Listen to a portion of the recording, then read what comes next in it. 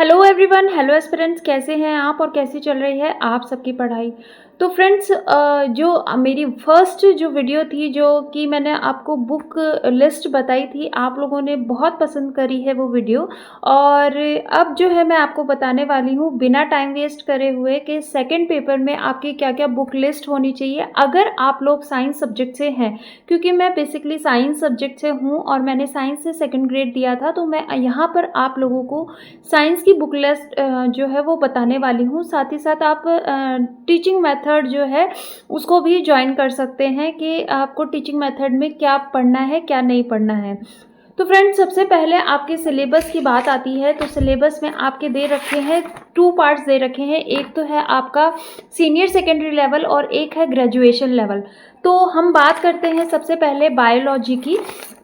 तो देखिए, बायोलॉजी में आप लोगों को जो बुक लेनी है और मैं आपको जो बता रही हूँ, आपको उससे बिल्कुल भी नहीं भटकना है। अगर आप उस चीज़ को रिपीटेशन में पढ़ते रहेंगे तो आपके सारे क्वेश्चन सॉल्व होंगे। जी हाँ, मैं सही कह रही हूँ, आपके सारे क्वेश्चन सॉल्व होंगे। क्योंकि मैंने जब दोनों पेपर दिए थे, पहले सेकंड ग्रेड वाला 2022 को और अभी संस्कृत विभाग का, तो मैंने पेपर को बहुत अच्छे से एनालाइज किया है और यकीन मान के चलिए कि सेकंड ग्रेड का पेपर एनसीईआरटी बेस्ड आता है। बिल्कुल एनसीईआरटी से क्वेश्चन आते हैं, आपको कहीं भटकने की ज़रूरत नहीं है। तो फ्रेंड्स, आप लोगों को अगर आप जैसे फिजिक्स, केमिस्ट्री, बायोलॉजी 3 में हमारा सिलेबस सब डिवाइडेड है।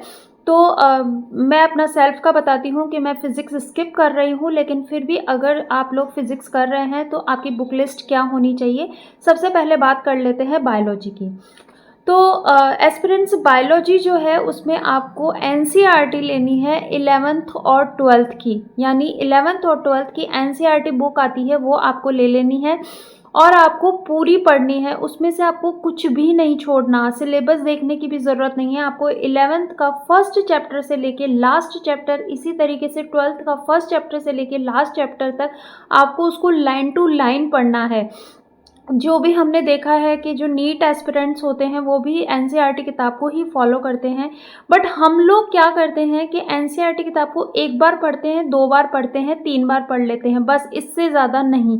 लेकिन हमें एनसीईआरटी बुक को इतना घोट लेना है कि हमें लाइन टू लाइन पता लग जाए। हमें वहाँ का जो भी कॉन्सेप्ट है वो पता होना चाहिए कि वो कौन से पेज नंबर पे है, कहाँ है और किस तरीके से है। देखिए, एक मैं किडिंग वाली बात बताती हूँ कि कई चीज़ें जब हम रिपीट नहीं करते हैं लेकिन हमने पढ़ी हुई होती हैं तो वो हमें एग्जामिनेशन हॉल में साफ दिखाई देती हैं कि वो हमारे रजिस्टर में इतने पेज पे था या हमारे बुक में इतने पेज पे था, लेकिन वो सब चीज़ें हमें ब्लर दिखाई देती हैं क्योंकि हमने उसको अच्छे से नहीं पढ़ा होता है। तो आपके साथ ऐसा नहीं हो कि आपको चीज़ें ब्लर नहीं दिखाई दे, साफ साफ आपको आंसर पता लग जाए। तो ज़्यादा से ज़्यादा कंटेंट को रिवाइज कीजिए। एनसीईआरटी पढ़ने का तरीका क्या है, एनसीईआरटी आप कैसे पढ़ सकते हैं। तो एनसीईआरटी बुक उठाइए, उसको आप रीडिंग करना स्टार्ट कर दीजिए। फर्स्ट चैप्टर को आपने जैसे रीडिंग किया, फिर उसके बाद में आप सेकंड चैप्टर पे मत जाइए, आपको फिर से फर्स्ट चैप्टर को रीड करना है पैराग्राफ में। एक पैराग्राफ में क्या चीज़ इंपॉर्टेंट है वो आप एक शॉर्ट नोट के रूप में एक रजिस्टर में लिख लीजिए। इसी तरीके से दूसरे पैराग्राफ में कीजिए, इसी तरीके से तीसरे पैराग्राफ में कीजिए। फिर फर्स्ट चैप्टर्स के जो भी पीवाईक्यूज आए हुए हैं वो आपको देखने हैं कि कौन कौन से आए हुए हैं। यकीन मान के चलिए, आपका फर्स्ट चैप्टर जो भी है, जैसे सेल एंड माइक्रोबायोलॉजी है, मॉलिक्यूलर बायोलॉजी है, तो वो आपका इतना परफेक्टली तैयार हो जाएगा कि आपको कहीं और देखने की ज़रूरत नहीं पड़ेगी। फिर बात आती है कि आपको एमसीक्यूज़ कहाँ से करने हैं। तो एमसीक्यूज़ देखिए, टॉपर्स व राजवीर सर हैं और बहुत सारे सर हैं जिन्होंने अपनी टेस्ट सीरीज़ दी हुई है। और मैं कहती हूँ टेस्ट सीरीज़ तब देनी चाहिए जब आपका सिलेबस कंप्लीट हो जाए। इस पे मैं एक डिटेल वीडियो ज़रूर बनाऊँगी, लेकिन आप लोगों को एमसीक्यूज़ जो है वो यूट्यूब पे बहुत मिल जाएंगे। पर टॉपिक वाइज आप एमसीक्यूज़ देखिए और एटलीस्ट हर टॉपिक के आपको 50 एमसीक्यूज़ तो निकालने ही हैं। पहले आप अपने सिलेबस को कंप्लीट कीजिए, फिर उसके बाद में टेस्ट सीरीज़ ज्वाइन कीजिए, इतना आपको करना है। ये है आपके बायोलॉजी का सीनियर सेकेंडरी लेवल का। सेम आपको फिजिक्स में भी यही करना है और केमिस्ट्री में भी यही करना है। उसके बाद आपका आता है ग्रेजुएशन लेवल। तो देखिए, ग्रेजुएशन लेवल में आप लोगों को या आपके पास बीएससी की किताबें हैं तो बहुत अच्छी बात है, नहीं तो आपको क्या करना है कि आपको जस्ट एक टॉपिक जो है वो यूट्यूब पे सर्च करना है। जैसे मैं आपको बता देती हूँ ग्रेजुएशन लेवल में, जैसे सेल एंड मॉलिक्यूलर बायोलॉजी में आपका पहला दे रखा है टॉपिक सेल साइकिल। तो सेल साइकिल को यूट्यूब पे आप सर्च कीजिए, वहाँ पर आपको डॉक्टर NS जैन सर, मैं वापस से रिपीट कर रही हूँ, डॉक्टर NS जैन सर, जिन्होंने अपना सेकंड ग्रेड का बायोलॉजी का कोर्स भी लॉन्च किया हुआ है। अगर आप लोग वो सोल्ड आउट करना चाहते हैं तो ले लीजिए, वरना ज़रूरत नहीं है। उन्होंने यूट्यूब पे भी बहुत अच्छे से करवाया हुआ है डॉक्टर NS जैन सर ने। तो वहाँ पर आप सेल साइकिल देखेंगे तो उनका पूरा PDF खुल जाएगी, सॉरी पूरी प्लेलिस्ट खुल जाएगी, और वो आप देखिए, उससे नोट्स बनाइए और फिर उसके बाद में आप वहाँ से शॉर्ट नोट्स बनाइए। तो आपको कहीं और भटकने की ज़रूरत नहीं है। केमिस्ट्री में आपको क्या करना है, ग्रेजुएशन लेवल में आप भागचंदानी जो किताब होती है, भागचंदानी की किताब ले लीजिए और उसको घोट लीजिए बहुत अच्छे से, आपको टॉपिक मिल जाएंगे वहाँ पर। तो भागचंदानी की किताब 11th-12th के लिए NCERT की किताब, और आप ग्रेजुएशन लेवल के भागचंदानी की किताब ले सकते हैं। सेम फिज़िक्स में भी आप यूट्यूब का सहारा ले सकते हैं।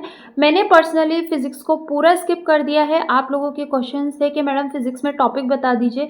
देखिए टॉपिक हैं जो कुछ थ्योरी बेस्ड हैं, लेकिन मेरे वहाँ से क्वेश्चन नेगेटिव हो जाते हैं, इसलिए मैं आप लोगों को भी, जब मेरे ही नेगेटिव होते हैं तो मैं आप लोगों को कैसे सजेस्ट कर सकती हूँ, इसलिए मैं फ़िज़िक्स के बारे में ज़ीरो हूँ।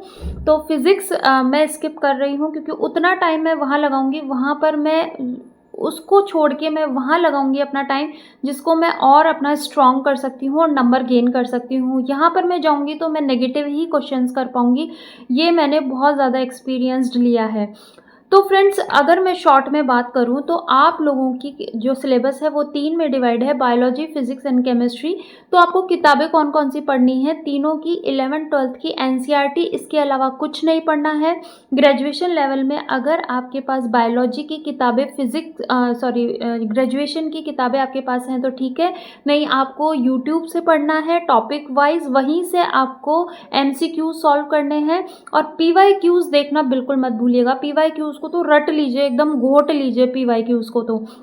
और फिर उसके बाद में आपका जो केमिस्ट्री है, केमिस्ट्री में आप लोगों को ग्रेजुएशन के लिए जो है वो सेम यूट्यूब वाला लेना है, या फिर आपके पास भागचंदानी की किताब है तो वो ले लीजिए, वहाँ से सारे क्वेश्चन आते हैं। तो फ्रेंड्स, ये थी आपकी बुक लिस्ट सारी जो भी है। और नेक्स्ट आपका जो टीचिंग मेथड है, देखिए टीचिंग मेथड में मैं अपना बताती हूँ, मैंने PYQs किए थे और PYQs में जितने भी ऑप्शंस आते हैं उन ऑप्शंस का डिटेल पढ़ा था। और बाकी टीचिंग मेथड जो साइंस की होती है वो 3rd ग्रेड की जो रीट मेंस की जो आती है वो सेम है, तो वहाँ से भी आप पढ़ सकते हैं बहुत अच्छे से।